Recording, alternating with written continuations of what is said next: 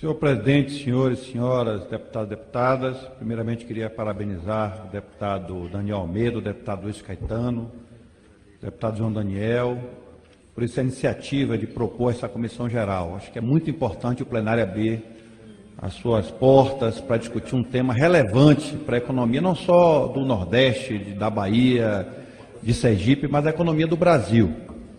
Queria parabenizar também os sindicatos petroleiros de Sergipe e da Bahia, que tão logo sentiram essa movimentação no sentido de fechar, porque na verdade a hibernação é um fechamento dessas duas unidades produtivas, partiram para um processo de mobilização, de sensibilização, inclusive da classe política, buscando uma aliança com a classe política para evitar o fechamento dessas duas unidades. Então, parabenizar o Sindipetro Bahia, o Sindipetro Sergipe, a Federação Única dos Petroleiros, que não vacilou em nenhum momento em fazer essa mobilização dos trabalhadores, da sociedade, com realização de sessões, em audiências públicas, nas câmaras municipais, nas assembleias legislativas, e essa própria comissão geral é fruto disso.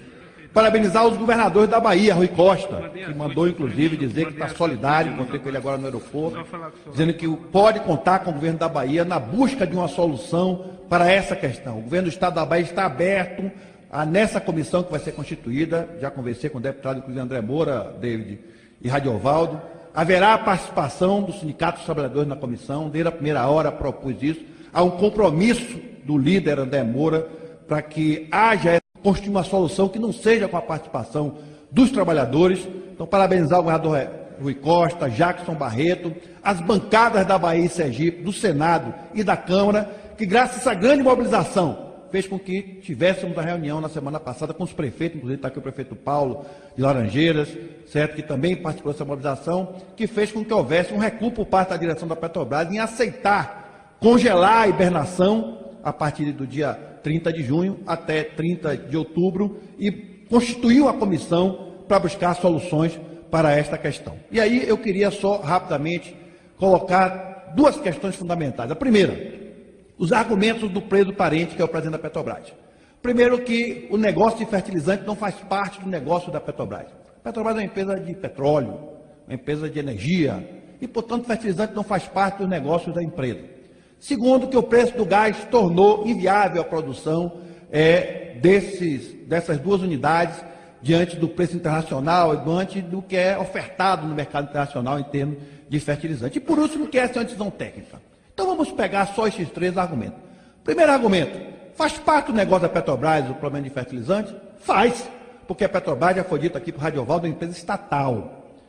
Se não houvesse razão de ser dessa empresa estatal, ela podia ser uma empresa privada. Por que a Petrobras foi criada há 70 anos atrás? Porque ela é uma empresa estratégica para o desenvolvimento do país. Porque qualquer país que se respeite tem uma empresa como a Petrobras, uma empresa estratégica, organizando a produção, induzindo a produção. E esse é o papel, sem dúvida, da Petrobras. Garantir, não só que as Fafens produzem, aqui já foi dito pelo Fernando, queria cumprimentar aqui da Biquim, não só o problema é que as Fafens não produzem só matéria-prima e insumo para a indústria de fertilizante, não. O polo petroquímico todo da Bahia, toda uma cadeia produtiva, infelizmente o tempo não é permitido, mas o doutor Fernando já falou sobre isso, toda uma cadeia produtiva, ela depende desse insumo, dessas matérias-primas fabricadas por essas unidades. Então, primeiramente isso, é um erro, é um equívoco essa visão do presidente Pedro Parente. Segundo erro, a questão do preço do gás. Já foi dito aqui, eu tenho um requerimento de informações que eu dei, inclusive, ao senhor Pedro Parente, aborda uma série de questões, inclusive essa questão da relação do gás. Quem é o maior produtor de gás do Brasil? É a Petrobras, a Fafem é de quem? Como é que ela está transferindo esse gás? Como é que é feita a distribuição desse gás da Petrobras Holding para uma empresa sua? Qual é o preço que está sendo praticado? Essa é uma das perguntas que nós queremos discutir na comissão. Porque, efetivamente, não podemos ver o resultado de uma unidade de comércio só como unidade de produção. Tem que ver do contexto. E essa é uma questão que nós queremos discutir também. Portanto, é falacioso esse argumento em relação à questão do preço do gás. E, por último, a discussão técnica. Tudo bem, a técnica é importante, sem dúvida nenhuma, a técnica é importante, mas a técnica está a serviço da política.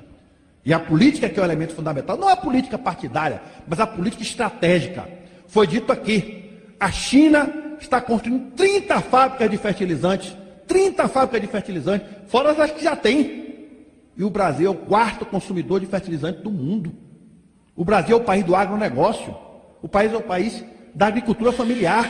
Será que é possível pensar um país como esse, se não tiver estrategicamente uma indústria de produção de fertilizantes como o Brasil?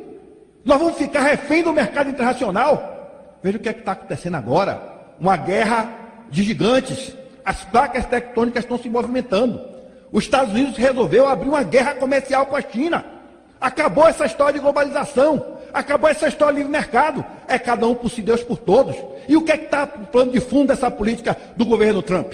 É a ideia de criar emprego no seu país. É a ideia de ter uma indústria dentro do seu país. Essa é a lógica hoje da economia mundial. Cada um protegendo a sua economia, a sua indústria e os seus empregos.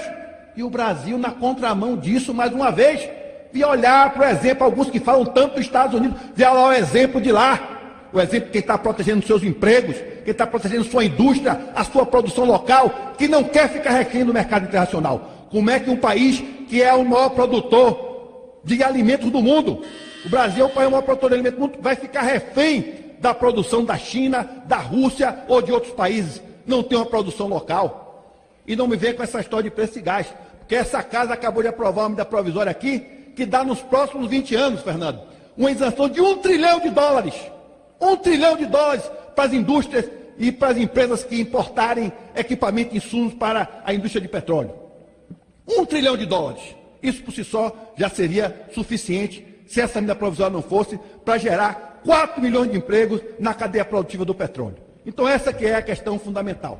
Então essa é uma decisão política, sim, não no sentido político partidário, mas são políticas no sentido de um projeto de nação, de um projeto de desenvolvimento. É por isso que a China hoje é a principal economia do país, porque a sua economia é dirigida a partir dos seus interesses soberanos, dos interesses do povo chinês, dos interesses da nação chinesa. E é isso que está faltando, infelizmente, em nosso país. Por isso, senhor presidente, queria concluir dizendo que eu acho que é fundamental essa mobilização de todos nós. Essa mobilização impediu o fechamento dessas unidades e eu tenho certeza que essa comissão vai construir uma solução. Mas não é só uma solução técnica, uma solução que tem que levar em consideração os interesses estratégicos do Brasil, os interesses soberanos do Brasil, os interesses dos empregos, das economias dos municípios, os interesses estratégicos da indústria de produção, não só química, como seus derivados, como fertilizantes, como também do agronegócio brasileiro. Por isso, esperamos que essa casa construa soluções para essa questão, que impeça o fechamento dessas unidades, que reposicione a política da Petrobras em relação, inclusive, ao seu modelo de funcionamento e as estratégias de funcionamento e o papel que essa empresa tem para o Brasil. E eu espero, em Deus, que em outubro o povo brasileiro possa retomar um projeto de nação, porque as eleições vai ser o fator de correção, infelizmente, dessa rota que nós temos hoje no Brasil. Muito obrigado, senhor presidente.